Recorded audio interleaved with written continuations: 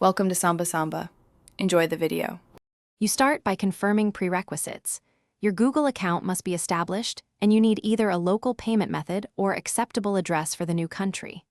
Open Settings, go to Apps, select Google Play Store, then clear cache and data to force the store to read your location fresh. Once done, open Play Store and tap Profile, then Settings, and choose General Account and Device Preferences to view country options. You're now ready to select the new country. Next, choose the new country in Account and Device Preferences. Google displays this option only if you're physically located in that country or have a local payment profile. Add or switch to a local payment method by opening Payments. Google. And creating a payments profile tied to the target country. Make sure billing address matches.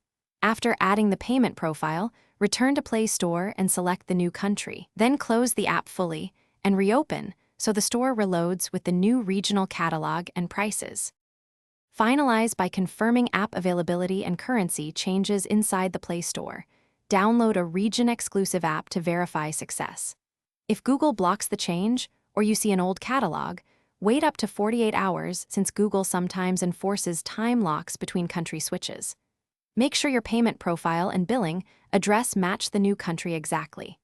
If issues persist, remove and re-add the Google account on the device, or update Play Service.